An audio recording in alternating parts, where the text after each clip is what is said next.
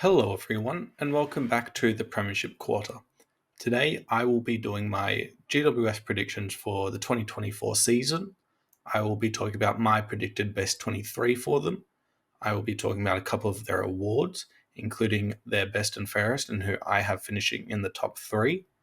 I will also be talking about their ins and outs from the off-season, as well as where I have them finishing in my ladder prediction that I will put in the link in description for you to watch at the end of this video. To start with, I'm going to talk about their backline. I think their three best key defenders are quite obviously Taylor, Buckley, and Timmelberg. They worked really well together as a trio last season. Towards the back end, when Taylor got fit, Buckley was great in the first half of the season when Taylor was injured. He really stepped up his game, and I thought he was excellent. Himmelberg, after being trialed there in 2022, he really showed glimpses of being that interceptor for them off of half back. He just knows what he needs to do. He doesn't try to do too much. And obviously, then you've got Taylor, who is just realistically, if everyone plays 23 games, is healthy and at their best, he probably is the number one key defender in the competition. I don't see anyone being as good of a one-on-one in player as him, and he was also that good as an interceptor. The only issue with his game that I have a slight with is his kicking can be a bit underwhelming, but when you've got players like Whitfield and Himmelberg and Ash next to you, you don't need to use it to your advantage. He just needs to give it to them, and then they'll do the work for him. You've got Iden as that medium player, that medium defender. A lot of people do have him as a breakout player based off of his second half of the season from last year. I don't necessarily seeing him taking that All Australian jump, but I absolutely seeing him progressively getting better. And then Lockie Whitfield, obviously we know what kind of player he is. It's nothing new with his game that he's added over the last couple of years, but he is just that good of a player. He is super talented, amazing kick on both feet. He's silky. I think he's pretty similar to a Burgon if he played full-time half-back. So he's just a great player for them. And then Lockie Ash, I'm not too familiar with him. I don't really watch a lot of GWS. So this is me just going off of what I've heard from other people. That he is, from the little I've watched, a very exciting younger player. It's just whether he can fit into the midfield for them going forward. They're two wingers. Again, it's a situation with a lot of teams where they've got the more experienced winger and then they've got that younger one. They've got Kelly, who can go in the midfield a lot as well. He's able to pick up 30 disposals easily. He's super damaging with his left foot and he's able to hit the scoreboard. And then you've got Callahan, the running machine. It will be interesting to see how much midfield time he does get this year because the Giants' midfield is getting slightly older. They've got Cornelio, they've got Ward, they've got Kelly, as I mentioned. They're not getting any younger, and so I think they do need to start blooding some players into there and getting them that experience. So it'll be interesting to see with Callahan how much time he does get. Now, their forward line is probably their biggest issue for me. Obviously, they've got Hogan and Green as their two main goal-kicking forwards.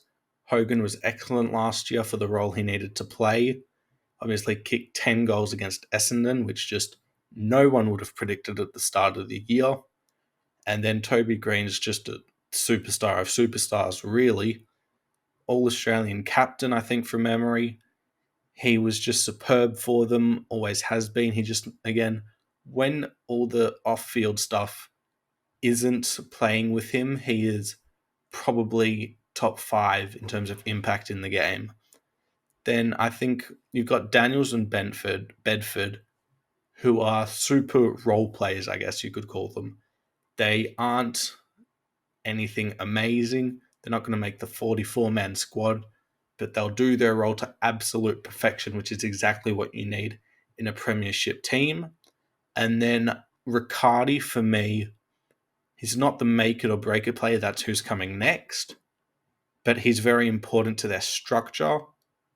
And the player that I have as being the most important for them this season, which is a lot of pressure, I know, but it is Aaron Cadman. They don't have a real player to kick to. They've played O'Keefe there, who just isn't that in a premiership team. I know Billy Frampton was in the team, but that's because he played a specific role. I think Cadman, he just needs to find the confidence. If he doesn't start the season in the team, that's a bit worrying for me, unless he picked up an injury, which I don't think he has. I haven't checked recently. But he does need to stay fit. He does need to be in the team for them, in my opinion, to become a premiership team. And he needs to do what a number one pick should be doing. So if they want to take a jump, he is probably the most important player to do that for me. Then their midfield and ruck, Kieran Briggs, great second half of the season. It would be very unlikely for him to do that for the entire season. When you're able to do it for 13 or 14 games, it's much more understandable and people rate him a lot higher. But it's when he can do that for 23 games instead of just the 13 that people will properly rate him as that kind of player, as a ruckman. I don't think he'll perform necessarily to that level. I don't see him as that player, but he doesn't need to. He just needs to be good enough to the point where he can perform at a great rate instead of an elite rate for 23 games. Their midfield now, Tom Green, probably a top three Brownlow favourite in my opinion. He's just elite in terms of getting the ball. Like, other than prime Tom Mitchell, there's very few players who can pick up the ball like he does. Then they've got two experienced players in Cornelio and Ward. I think those three work really well together. Cornelio got back to his best last season and he was superb for them on the run home. And it's just, I don't see them taking a dip because they aren't 33 or anything. They're 30, 31. So they're not necessarily at that age like a Tom Hawkins where you would expect to see decline. But it is time, as I mentioned with Callaghan, for them to start playing some younger players so they do have a future in their midfield. Off their bench, I've got Isaac Cumming, O'Halloran, Perryman, and Callum Brown. Callum Brown's just a role player you can fit anywhere in your team. He's not a super player, but he's a super role player. You've got Perryman and O'Halloran. O'Halloran's that third winger that I think almost every team needs. They are the most running position on the field, so you do need that third rotation. Perryman, I've got as that midfielder. I think he might be that for them this year to the point where if Callaghan plays more midfield time, he might fill up that wing position, or he might play a bit more off of half back. And then Cumming, I've got as that switching with Ash. I don't know who starts over who. I think it's a bit of a toss-up. Now, to talk about their best and fairest, I have Tom Green winning it. As I mentioned, probably going to be top three, if not top five, in the Brownlow if GWS perform to that same level as they did in the back end of the season. Obviously, success does normally come with winning the Brownlow. Toby Green, I've got second. I don't see much regression from him this year, so he'll just have a great season. I just got Tom Green having that slightly better season than what he does. And then third, I've got Sam Taylor, just a superstar key defender that just needs to play every game and he'll be there quite obviously. Now, most goals, I've got Toby Green, obvious one. Second, I've got Hogan. I don't think any of the smalls will catch up to him. He is going to be the number one target most weeks outside of Green, who's not really a key forward, but he does play. It's like an elevated, jumping small forward. And then third, I've got Cadman. I think it'll be a toss-up between him and probably Daniels as that third in terms of goals. I think Bedford's more of that pressure, running, connecting piece. Daniels is probably a bit closer to the goals than him. And then Riccardi, I'm not too sure how he'll kick accurately, but I don't know how much opportunity he'll get. Now, in terms of their most improved, I've got Finn Callaghan because I think he's got the most potential out of the three outside of Cadman. but it's just very early for Cadman. Callahan's that more experienced player. So Cadman I've got second, simply because if he plays every game, which I think he will, or I hope he will at least, then he'll kick enough goals to the point where it'll be a good enough statistical improvement for him to be there. And then third, I've got Iden. I don't, as I said earlier, I just don't agree with being in the 44-man team. Don't think there's enough of an improvement for him there to make it. And I just don't think he's that type of player to the point where he would even want to make it. Obviously, it's a great achievement and everything, but it's not like he's going to be playing to only do that. He's going to do what the team needs him to do rather than do what he wants to do. So to talk about their list and where it's at, they didn't really do any trades. They were very quiet this year compared to last year, where they picked up a couple of players and were involved in the Cadman deal for the number one pick.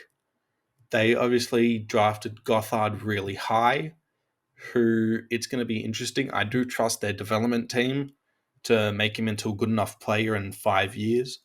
And I also do like the James Leake pick. I think it's a really good pickup for them. Someone like Himmelberg, if he gets a couple injuries here and there, or Whitfield, if he gets older and his legs aren't able to keep up with him, I think by that time he'll be able to fit into the team. And in terms of where I have them finishing, I have them finishing just outside of the top four, finishing fifth. It means they would play Adelaide in the elimination final. It'd be in Sydney. And I made this mistake when I went into my Adelaide prediction where I had them playing Sydney accidentally. I think in terms of the matchup, it'd be quite interesting. You've obviously got Taylor on probably Walker. I don't think Thilthorpe will have a big enough jump, and I don't think the size of Fogarty will be enough for them to switch to Buckley. I think Himmelberg will take Thilthorpe. I just think Buckley will be able to be a bit stronger on Fogarty, and Himmelberg has more of that height that he can do with Thilthorpe. I've got Iden on probably Rochelle, and then Ash on Rankin if he's there.